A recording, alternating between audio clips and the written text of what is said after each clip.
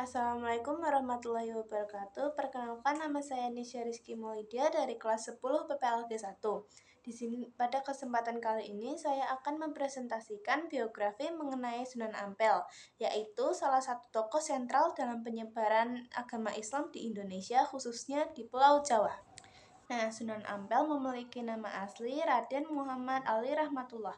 Beliau lahir sekitar tahun 1401 di Champa yang sekarang menjadi wilayah Vietnam.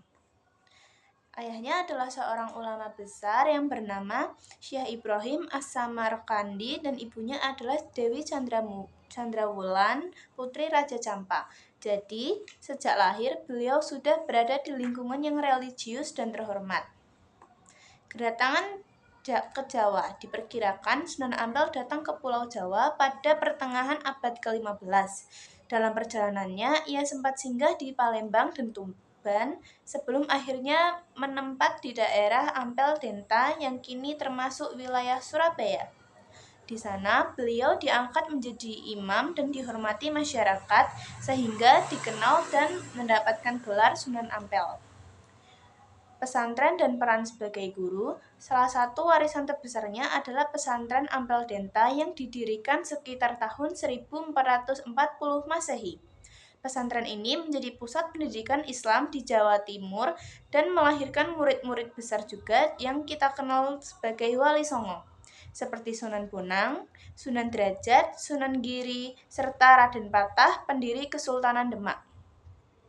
Strategi dakwah beliau dalam menyebarkan agama Islam menggunakan pendekatan yang sangat bijaksana.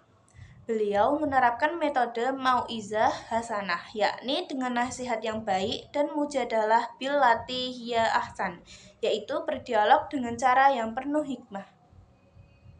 Beliau juga memperkenalkan filosofi Mohlimo, yaitu ajakan untuk menjauhi 5 tercela: tidak berjudi, tidak mabuk, tidak mencuri, tidak menggunakan narkoba, dan tidak berzina. Selain itu, Sunan Ampel membentuk jaringan sosial politik dengan menikahkan anak-anak dan muridnya dengan bangsawan Majapahit. Ini menjadi strategi cerdas untuk memperkuat pengaruh dakwah. Tasawuf dan karomah. Sunan Ampel juga dikenal sebagai tokoh tasawuf.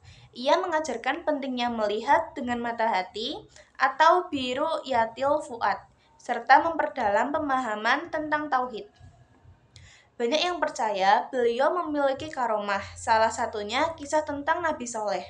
Santrinya yang konon dihidupkan kembali secara spiritual untuk membersihkan masjid. Tantangan dalam dakwah. Tentu tidak mudah dalam perjalanan dakwahnya dan tidak berjalan mulus. Sunan Ampel sempat mendapat penolakan dari penguasa lokal, terutama di daerah Madura. Bahkan ia nyaris dibunuh. Namun, justru karena kebijaksanaan dan akhlaknya, mereka akhirnya masuk Islam. Ia juga menghadapi resistensi dari masyarakat yang belum terbiasa dengan ajaran Islam, terutama dalam ibadah seperti sholat. Wafat dan warisan terbesar. Sunan Ampel wafat sekitar tahun 1481 Masehi dan dimakamkan di kompleks Masjid Ampel, Surabaya. Warisan beliau sangat luas dan mendalam. Sistem pendidikan pesantren yang hingga kini menjadi fondasi pendidikan Islam di Indonesia. Dan juga jaringan dakwah yang menjangkau berbagai wilayah seperti Demak, Gresik, hingga Kalimantan. Selanjutnya, tentu saja generasi ulama dan sultan besar seperti Sunan Giri dan Raden Patah. Sunan Ampel layak dikenang sebagai bapak para wali. Melalui akhlaknya yang mulia, pendidikan yang kuat, strategi sosial politik yang bijak, dan pemahaman budaya lokal, beliau berhasil menyebarkan Islam secara damai dan mendalam di tanah Jawa.